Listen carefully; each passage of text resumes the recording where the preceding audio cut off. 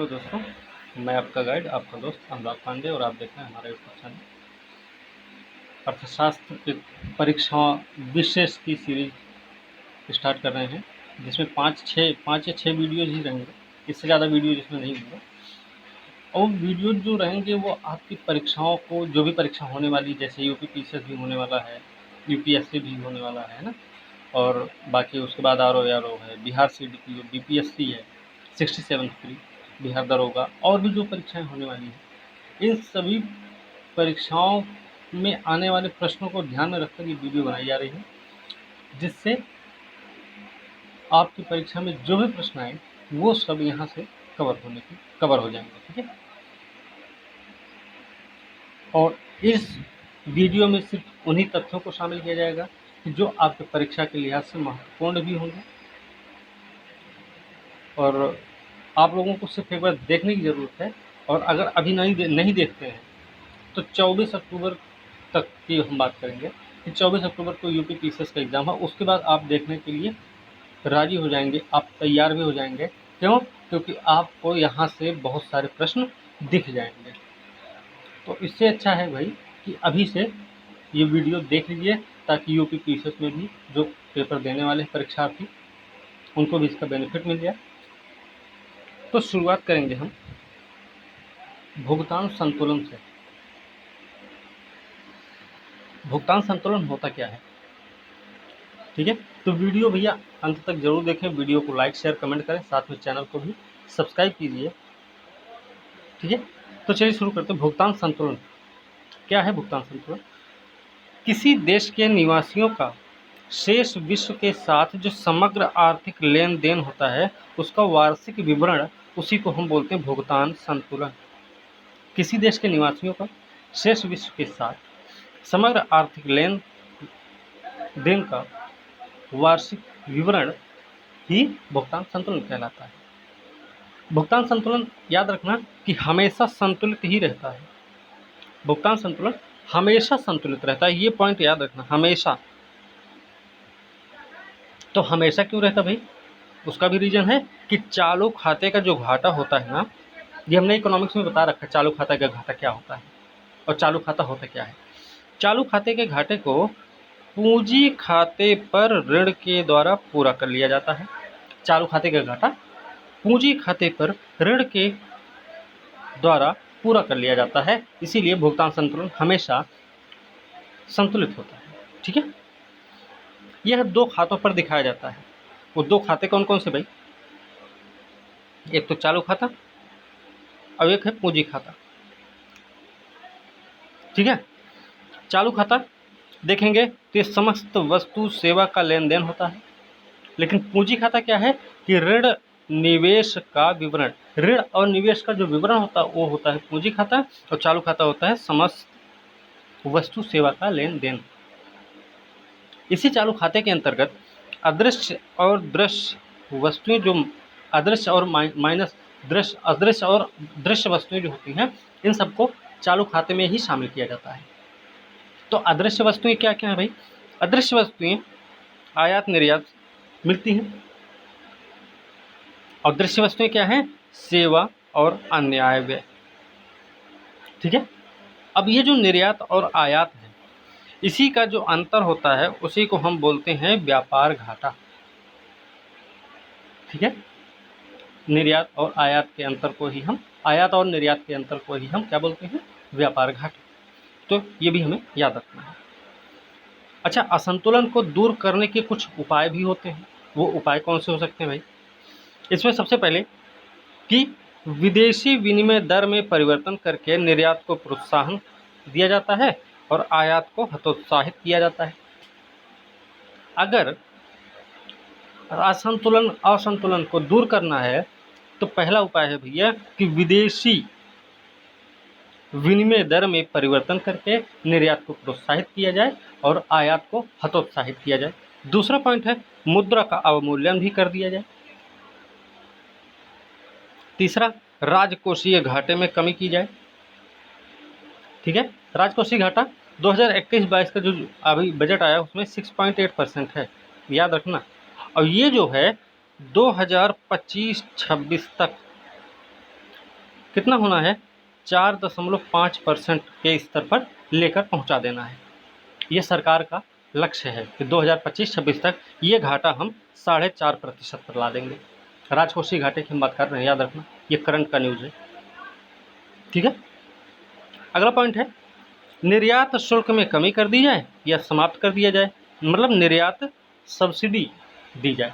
ठीक है, फिर आयात शुल्क, आयात कोटा लगा दिया जाए, आयात शुल्क लगा दिया जाए, निर्यात शुल्क को कम किया जाए या समाप्त कर दिया जाए, निर्यात सब्सिडी दे दी जाए, विदेशी निवेश का आकर्षण कर लिया जाए, विदेशी निवेशों को आकर्षित किया जाए, भैया आके इन्वेस्ट करें यहाँ।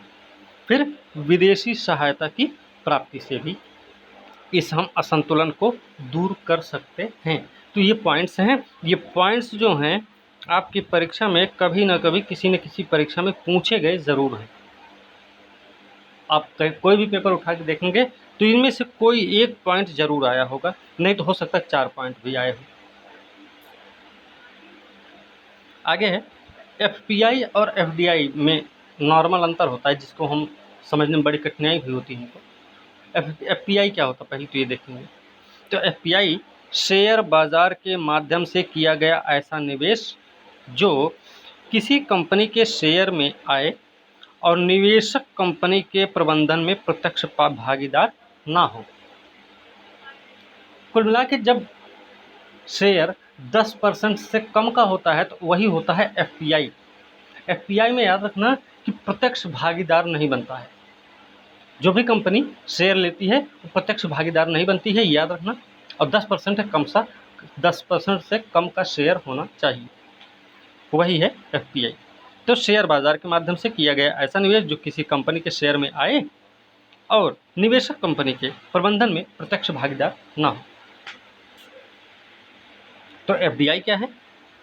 एफडीआई है भैया, इसमें निवेशक प्रत्यक्ष रूप से भागीदारी करता है। एफडीआई में प्रत्यक्ष रूप से भागीदारी करेगा और प्रबंधन को प्रभावित भी करता है। तो याद रखना वो जो 10% से कम का बताया था हमने, यहाँ पे जब 10% से अधिक का निवेश होगा तो वो हो जाएगा एफडीआई। ठीक है, ग्रीन फील्ड एफडीआई क्या होती भाई? जब निवेशक नई कंपनी की स्थापना करता है, निवेशक के द्वारा जब नई कंपनी की स्थापना हो तो उसे बोलेंगे ग्रीन फील्ड एफडीआई। और ब्राउन फील्ड एफडीआई क्या है कि पहले से जो स्थापित कंपनियां हैं उनका विलय हो जाए या कंपनी का अधिग्रहण हो जाए।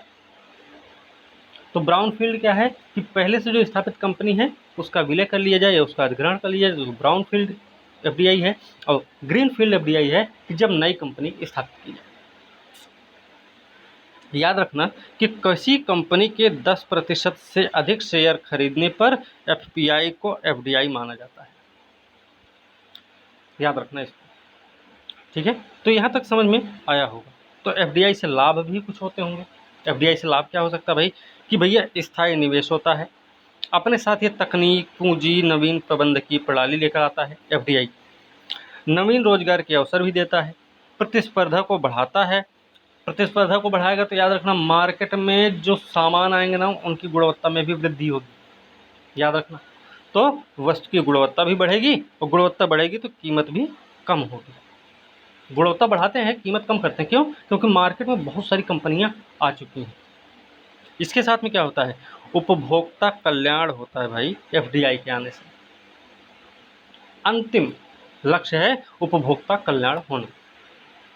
फिर देश का आर्थिक विकास भी होता है भाई। क्यों? क्योंकि दक्ष तकनीक और प्रबंधन संसाधनों का अनुकूलतम उपयोग करती है। एफडीआई के लाभ हैं ये सारे, तो ये लाभ याद रखना है। लेकिन लाभ ही नहीं देखना, हमको हानि भी देखनी कि हानि क्या होती भाई। एफडीआई से हानि क्या है? तो एफडीआई से हानि है कि जो लाभांश मिलता है कंपनी अपने देश में लेकर चली जाती है। दूसरा है कि स्थानीय जो शैशवावस्था के उद्योग होते हैं ना उनका पतन हो जाता है। जो भी नए नए खड़े हो रहे हैं उद्योग उनका पतन होता है, जिससे बेरोजगारी भी बढ़ती है। दीर्घकाल में कंपनियां एकाधिकार प्राप्त कर लेती हैं और उपभोक्ता का शोषण भी करती हैं। हानि है ये। फिर इससे देश की आश्रितता बढ़ती है। भाई जाहिर सी बात है ना कि आप कोई आए बाहरी व्यक्ति आपके खर्चे को देखने लग जाए, आपके यहाँ रोजगार भी देने लग जाए, आपको सामान भी उपलब्ध कराए, तो एक प्रकार से हम उस पर आश्रित होने लगते हैं। ठीक है, तो उससे आश्रित क्या होगा, जिस दिन वो वहाँ से हटा उस दिन हमारी समस्या तो बढ़ेगी ना। तो आश्रितता बढ़ती है और सरकारी कामकाज में विदेशी हस्तक्षेप होने लगता है।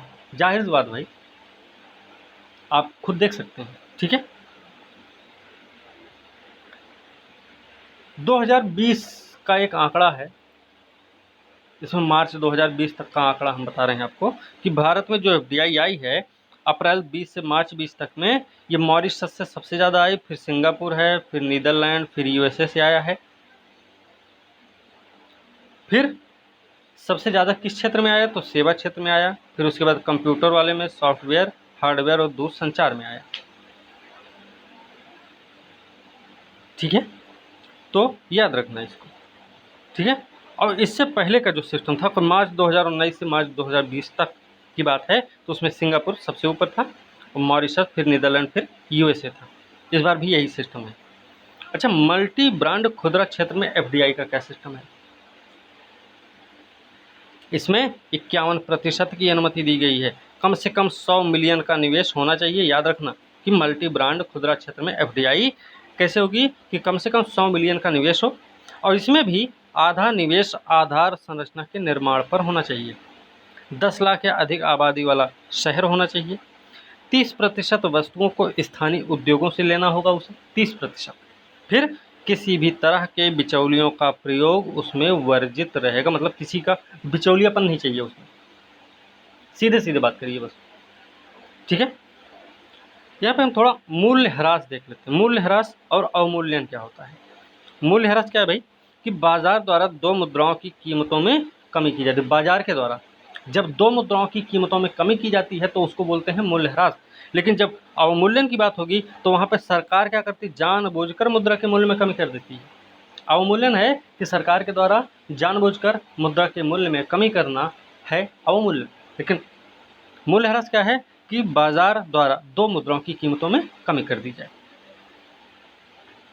अवमूल्यन अभी तक 3 बार हुआ है, याद रखना 3 बार अभी तक हुआ है। पहली बार हुआ था 19 सितंबर 1949 को। दूसरी बार हुआ नहीं, पहली बार हुआ था 5 जून 1946 को। दूसरी बार हुआ 19 सितंबर 1949 को, और तीसरी बार हुआ था 1991 में। ये प्रश्न पूछा गया है कि 1991 में प्रश्न था, या फिर ऐसे था कि किस वर्ष भारतीय मुद्रा का 2 बार अवमूल्यन किया गया, या किस महीने में किया गया था 2 बार अवमूल्यन, ऐसा हुआ था। प्रश्न था, ऐसा ही कुछ था। तो वो 1 और 3 जुलाई 1991 को था भाई, याद रखना है। इसमें क्या होता, अवमूल्यन में क्या समस्या हो जाती है, क्या चीज़ें होती हैं कि निर्यात सस्ता हो जाता है, आयात महंगा हो जाता है। मतलब निर्यात प्रोत्साहित होता है, आयात हतोत्साहित होता है। अवमूल्यन की बात बता रहे हैं। अवमूल्यन में निर्यात प्रोत्साहित होता है, आयात हतोत्साहित होता है। अवमूल्यन का प्रयोग व्यापार घाटे को दूर करने के लिए प्रयोग किया जाता है। याद रखना, ये अवमूल्यन का प्रयोग व्यापार घाटे को दूर करने के लिए किया जाता है। विनिमय दर क्या है भाई? विनिमय दर दो देशों की मुद्राओं के आपसी परिवर्तनशीलता की दर होती है। विनिमय दर दो देशों की मुद्राओं के आपसी परिवर्तनशीलता की दर होती है। इसका निर्धारण देशों और बाजार शक्तियाँ क्या होती भाई? अरे डिमांड एंड सप्लाई, ये तो है बाजार शक्तियाँ, याद रखना। अधिकांश देशों ने विनिमय दर के निर्धारण हेतु बाजार प्रणाली को अपना लिया है। अधिकांश देश ऐसे हैं, ऐसे स्टेटमेंट आया था, आ भी सकता है कि अधिकांश देश विनिमय दर के निर्धारण के लिए बाजार प्रणाली को अपनाया है। निर्धारण कैसे होगा कि देश के अंदर विदेशी मुद्रा की मांग और पूर्ति से होता है। इसका निर्धारण कैसे होता है भाई? इसका निर्धारण देश के अंदर विदेशी मुद्रा की मांग और आपूर्ति से होता है। भारत में भी बाजार शक्तियों द्वारा ही इसका निर्धारण होता है विनिमय दर का, लेकिन आरबीआई समय समय पर आवश्यक हस्तक्षेप करती है। तो भारत के बारे में भी स्पेशल रूप से याद रखना, विशेष रूप से ध्यान रखना है।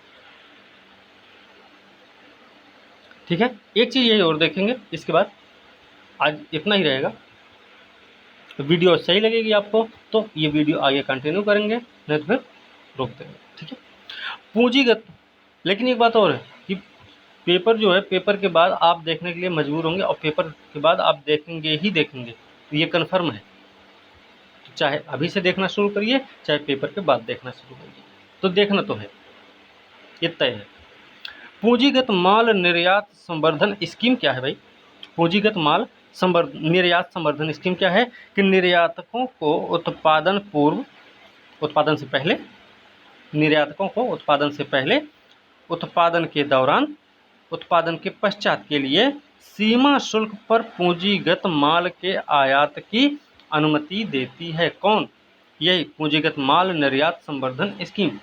मतलब उत्पादन से पहले भी होगा, उत्पादन के दौरान भी होगा, उत्पादन के बाद भी, हर तरीके से ये सीमा शुल्क पर पूंजीगत माल के आयात की अनुमति देती है। स्वीकृति देने की जो तारीख होती है ना, स्वीकृति देने की जो तारीख है, उसके 6 साल के भीतर पूंजीगत माल पर बचाए गए जो आयात शुल्क हैं, कर है, उपकर है, इससे 6 गुना अधिक निर्यात दायित्व पूर्ण की अपेक्षा निर्यातकों से की जाती है। मतलब ये है कि जैसे पूंजीगत माल निर्यात संवर्धन स्कीम जो है, इसके तहत ये उम्मीद की जाती है निर्यातकों से कि भैया आपको हम 6 साल का टाइम दे रहे हैं, तो उस 6 साल में आपको करना क्या होगा कि जो पूंजीगत माल पर आपने आयात शुल्क बचाया है, कर बचाया है, उपकर बचाया है, उसका कम से कम 6 गुना अधिक निर्यात दायित्व पूरा करेंगे। ये उम्मीद की जाती है पूंजीगत माल निर्यात संवर्धन स्कीम के तहत लोगों से, मतलब निर्यातकों से, ठीक है। तो आज की वीडियो यहीं पर देखेंगे, इसके आगे कल से करेंगे। तो आज की वीडियो यहीं पर समाप्त करें और अगली वीडियो के साथ कल मिलते हैं। तब तक के लिए धन्यवाद। और भैया देखते रहिए वीडियो को, और अच्छे से अच्छा प्रदर्शन भी करेंगे। ये भी है कि वीडियो में किसी भी पॉइंट को, किसी भी तथ्य को छोड़ा नहीं जाएगा, सभी प्रकार के तथ्य को कवर किया जाएगा। और 5 से 6 वीडियो बहुत ज़्यादा नहीं है, बहुत कम है, लेकिन ये आपकी परीक्षा में आने वाले प्रश्नों को कवर करने के लिए काफ़ी। तो इसी के साथ आज की वीडियो यहीं समाप्त करेंगे, अगले वीडियो के साथ कल मिलेंगे। तब तक के लिए धन्यवाद।